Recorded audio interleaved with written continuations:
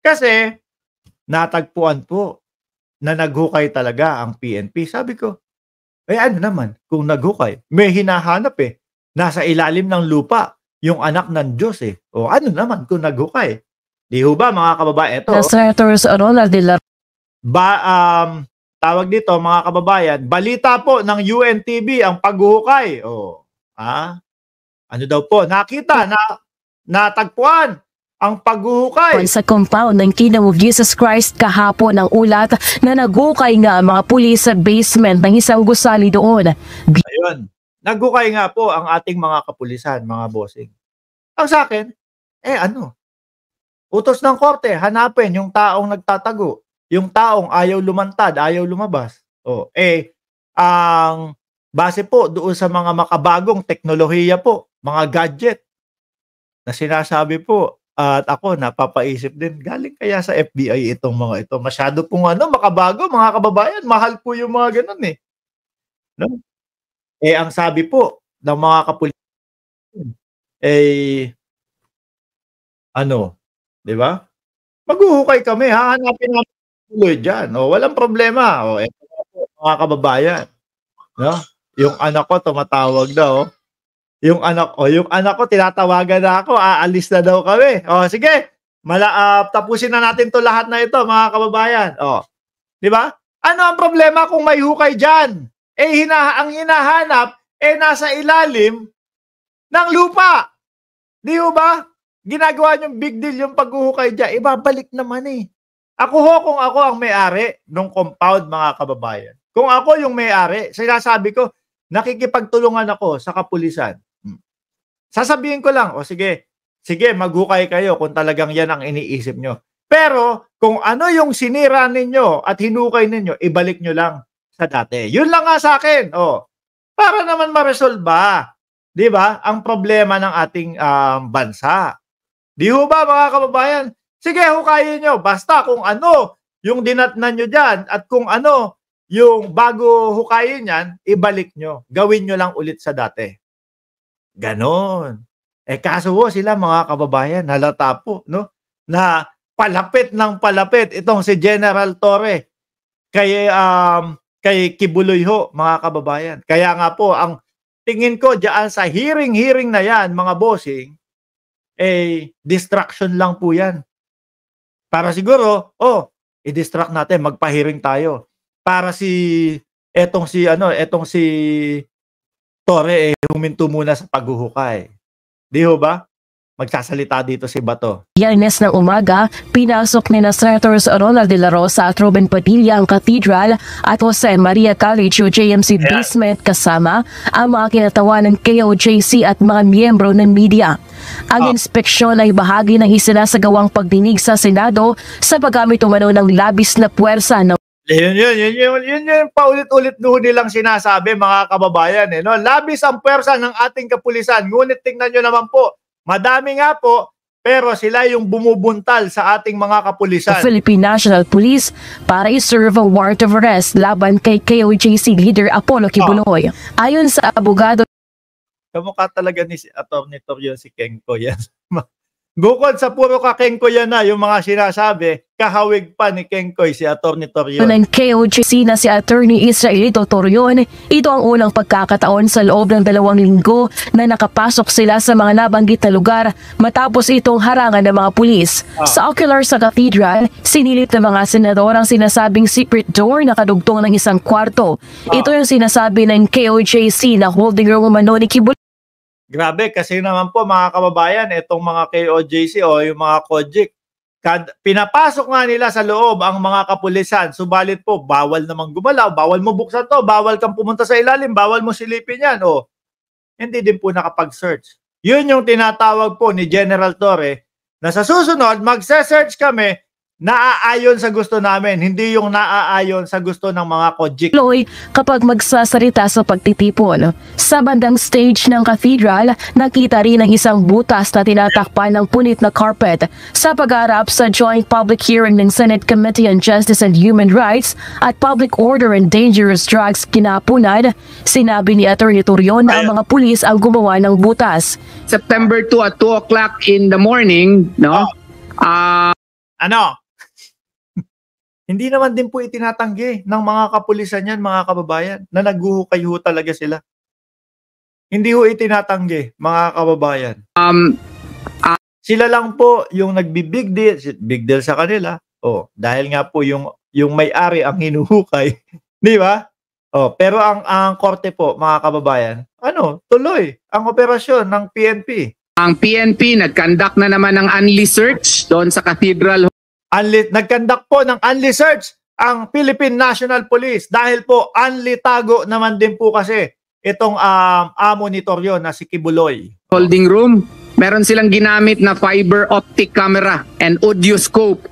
O, tingnan nyo po yung mga sinasabi, mga kababayan, na kagamitan po na ginagamit ng ating kapulisan. Ako, nagulat po ako, ay, kumpleto pala ng ganun yung ating mga kapulisan. Kumpleto pala ng ganun yung kapulisan. Oh, mahal yung mga ganyang kagamitan Oh, tuloy mo. Kaya sabi ko, baka talagang sa FBI galing ito. Okay lang naman sa akin, manghiram sa FBI. Or kung pinahiram ng FBI, wala problema sa akin yun.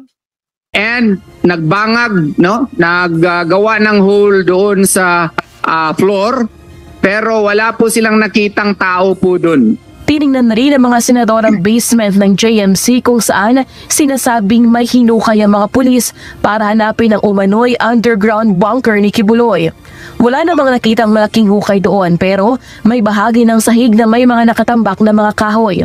Gusto ko nang marinig yung sinabi ni Bato de la Rosa Tagal Nang alisin, tumambad ang parte ng sahig na kung titingnan ay tila hindi pa lubusang natutuyo na semento. Nang suriin, hindi po itinatago ng kapulisan yan, mga kababayan. Bagkus sinasabi nila, naguhukay talaga kami. Ito ng mga tauhan ng Office of the City Building Official na pagtanto na bago pa lamang ito dahil sa mga nakitang bakas ng diinan at suriin ng kanilang device. Agad rin itong natibag ng subukang bukalin. Sa hearing, sinabi ni Senator De La Rosa ang kanyang obserbasyon sa basement at tinanong sa General Torre kung pulis nga ba ang gumawa ng hukay sa property at kung may hawak silang permit. Pinuntahan ko kanina sa inspection kanina, hinukay namin doon. Very crisp pa yung simento na ginawa.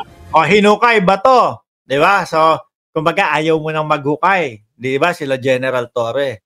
Dito na tayo. Ayaw mo na, natapos yung hearing, akala mo siguro hihinto ang ating mga kapulisan, tapos na hearing. Ito ang sabi ni General Torre. Bubutos ulit. I-discuss natin mamaya. Ito na maghuhukay ulit kami. Baliwala po yung hearing, mga kababayan. Ano po sabi ng magiting na general? I-discuss natin mamaya. Ito na maghuhukay ulit kami. Maghuhukay ulit. Huhukayin pa din yung kaibigan nyo na si Kibuloy na nasa ilalim ng lupa na sinasabing anak ng Diyos. Hindi mo kaya. Si Torre. Bato ka lang daw. Torre daw siya.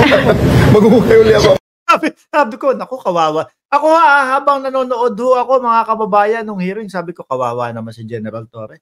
Ginagawa lang yung kanyang trabaho. Tapos ganun pa ang sasapitin, nai-stress na si General Torre. Nung napanood ko ito, mga kababayan, naku, wala po sa ating magiting na general. Tinawanan lang po sila. So do you confirm that? Yung excavation? Hindi po itinatanggi yung mga hukay nila. Sa kanila lang po big deal. Ano daw po ulite? Ano daw po ang gagawin ni General Torre pagkatapos ng hearing? I-discuss natin mamaya. Ito na maghuhukay ulit kami. Hukay ulit! Tuloy ang hukay! Maghuhukay ulit ako So after the hearing. do you confirm that? Yung excavation? Maghuhukay ulit kami after the hearing. Tingnan mo. Kasi po, yun naman po talaga ang dapat, mga kababayan. Kung ang hinihinalang tao ay nasa ilalim, paano mo naman mahuhuli yun? Kaya ako, yung mga paghuhukay na yan, talagang pilit nilang ini-stop, pilit nilang, stop! Pati si Kibuloy, nahawa na po sila kay Kibuloy sa pa-stop-stop Kasi yan na po ang magiging susi, mga kababayan. Yung paghukay pa ilalim mo. Nakita nyo yung mga ginagamit pong mga kagamitan na mga makabagong teknolohiya po?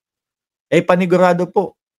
Si Kibuloy. Ayun, baka gutom na yan. After the hearing, maghuhukay ulit kami. Huwag ka mag-alala. Huwag ka daw mag-alala, Bato de la Rosa. After ng hearing mo, maghuhukay ulit kami. General, may tanong lang. Totoo ba na may gold daw na nakuha? Ang ganda nung ngiti ni ang ganda nung ngiti ni General Torre, mga kababayan. Akala ko, sabi ko, naku, stress na hutal siguro si General. Ninyo? Hindi, wala na sana ako rito. Kung totoo man yung ginto, kasi inililipat, kumbaga, ibinabaling nila ang isipan ng taong bayan na ginto-ginto yung hinahanap nila. Di kung may ginto yan, di ho ba? Wala na nga naman si General Torre dyan. Walang ginto. Diyos ko po, Lord. Tao yung hinahanap. Ewan ko kung tao ang turing niya doon sa mga yung mga di umanong sinira niya. Di ba? Pero bakit tinakpan pa kung mahuhukay ulit? Kasi, bakit tinakpan? Kasi pinapatuyo na. Ganun lang naman yun, di ba? Ang importante, hindi itinatanggi ng ating mga kapulisan yung mga hukay doon. very limited ang aming nagagamit na saya, na equipment para malaman kung nasa ng tama. So, because of that, na-find out. Kaya po, mga kababayan, huwag kayong mag-alala, na maghuhukay o ihihinto po. Huwag kayong mag-alala na ihihinto ng magiting na general, ang kanilang trabaho o ang pagsisilbi sa bayan, mga bossing. Tuloy-tuloy lang po yan, mga kababayan. Ayan. So, mga boss, chief, amo, sir, huwag nyo pong kalimutan na mag-like, mag-subscribe, and mag-share dito po sa ating YouTube channel, mga bossing. Isang oras na din po tayo nagsasalita, mga kababayan, ako'y magpapaalam na. Sabi ni General Torre? Bato, huwag kang mag-alala. Tumawag ka ng human rights kung gusto mo. Ikaw pa may ganang tumawag ng human rights, ha? Huwag kang mag-alala. Maghuhukay pa din kami after ng hearing. Paalam po, hanggang sa muli.